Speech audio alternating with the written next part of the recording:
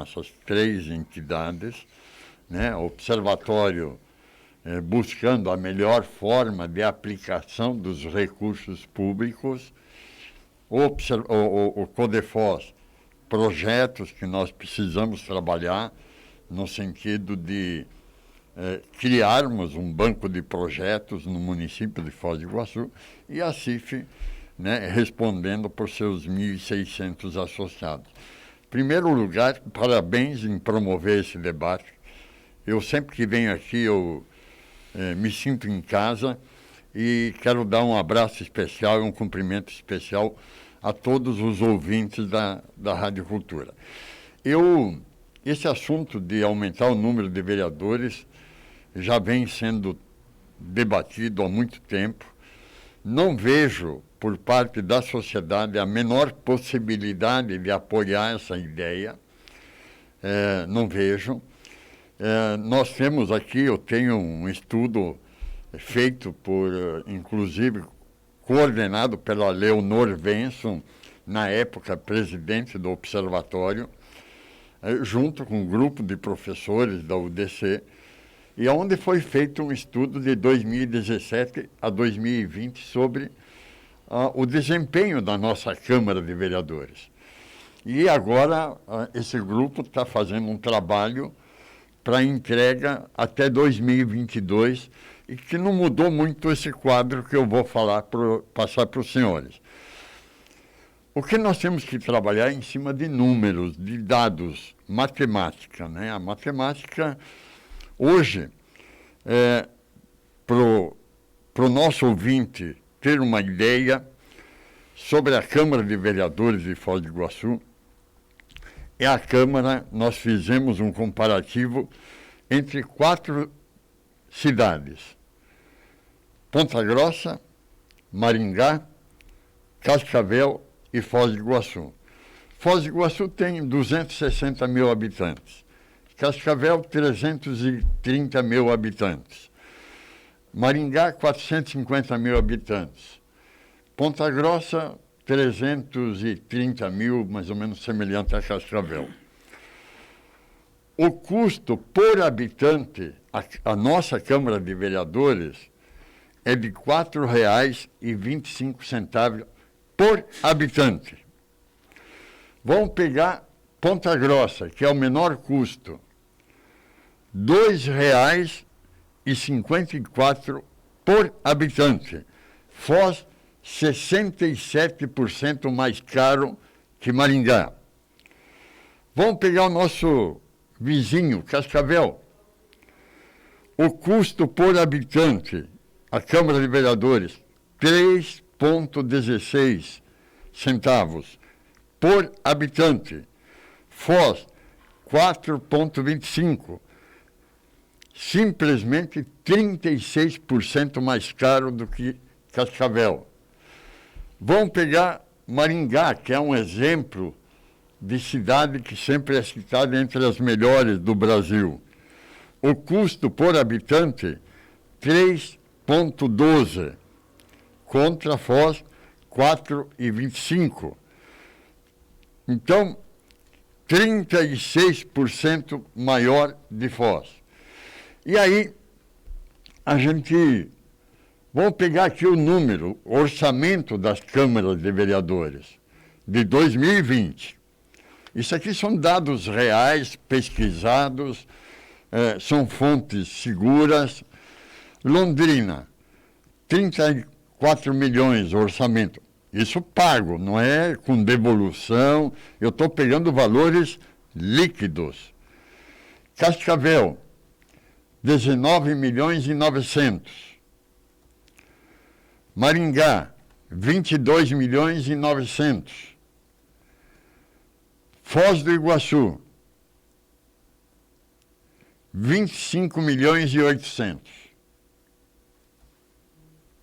Ou seja, Foz do Iguaçu é maior o orçamento do que Maringá, do que Cascavel. Exato. Que são cidades com, no mínimo, Cascavel, no caso aqui, no mínimo 60 mil habitantes a mais. Exatamente. Agora vamos Maringá, lá. 100 e tantos mil habitantes a mais. Agora vamos na média salarial Eu vi o Nélio falando antes o custo do salário do assessor e tudo mais. A média salarial, Foz do Iguaçu, em primeiro lugar, 8.368. Cascavel, Danilo, isso é por funcionário? por funcionário, a Por média, A média. É. 8.300? 368. Mas isso aqui ele está na Suíça, o cara. É. Cascavel, 5.261. Nós somos 59% mais pagamos. Maringá, 6.132. Ponta Grossa, a menor, 4.534. Aí você pega a nível de vereador, o nosso está 9.000 em 2020, né? Aí o de Cascavel, 11.300. O de Maringá, 8.697. E Ponta Grossa, 10.063. Mas aí o assessor, que vocês levantaram, o de Foz ganhava 7.243. O de Cascavel, 4.115. O de Maringá, 4.992. O de Ponta Grossa, 3.188. Então, a média de todos eles, 4.500. E o nosso ganha 7.243.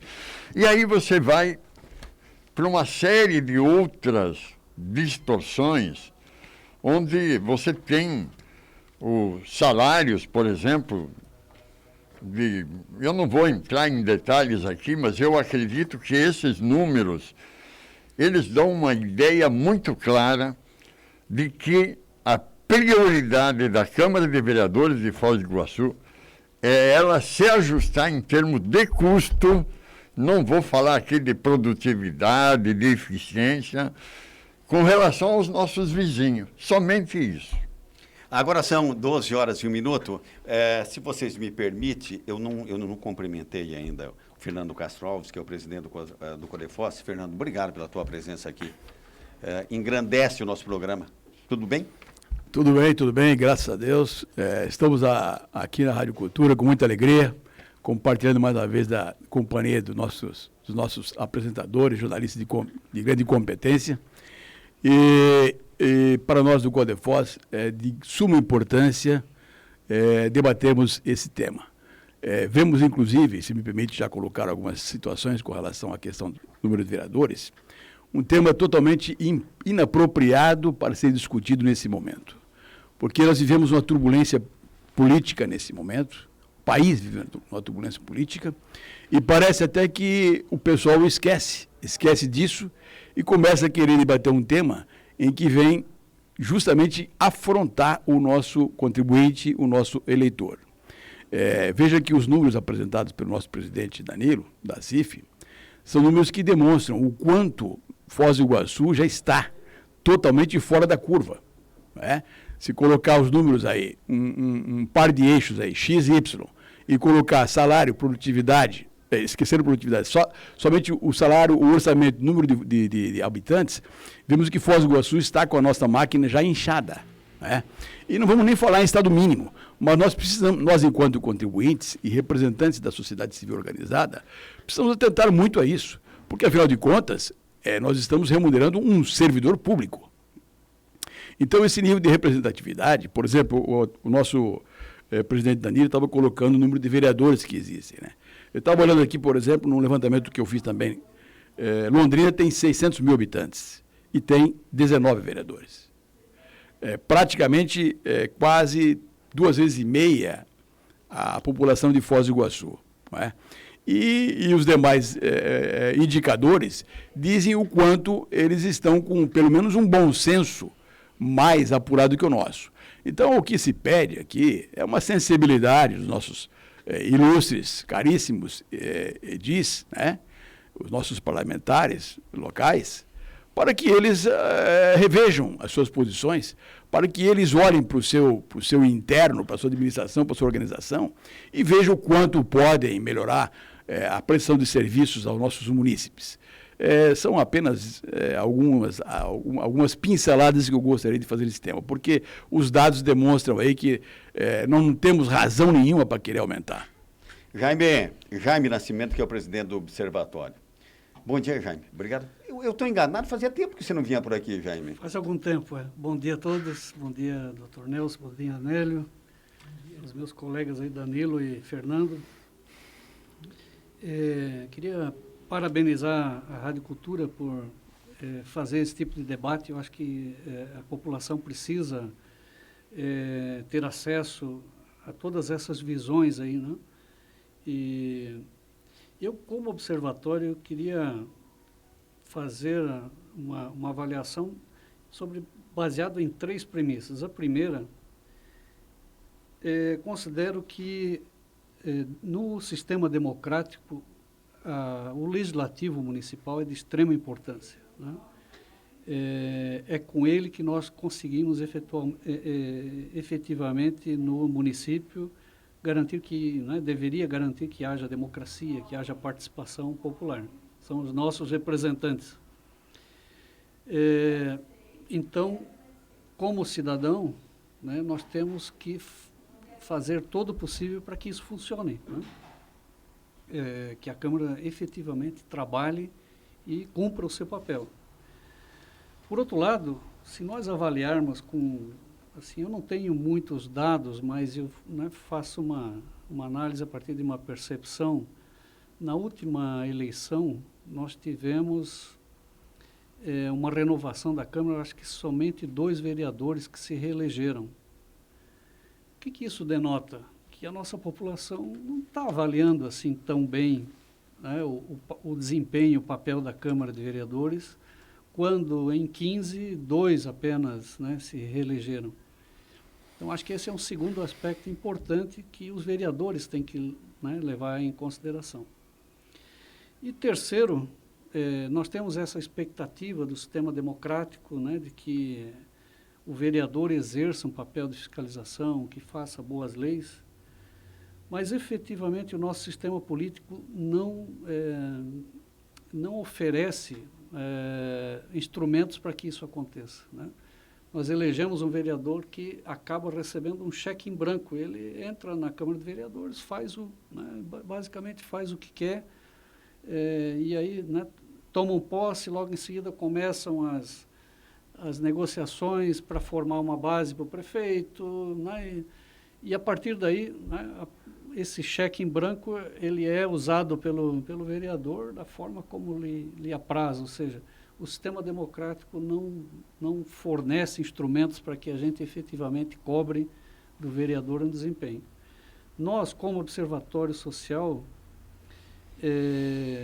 procuramos, né, ter alguns indicadores do desempenho do Legislativo. Não conseguimos ter melhores indicadores, mas assim, os que nós temos mostram uma atuação muito voltada a indicações, assim, não há grandes discussões na Câmara de Vereadores, da mesma forma como não há grande participação da população.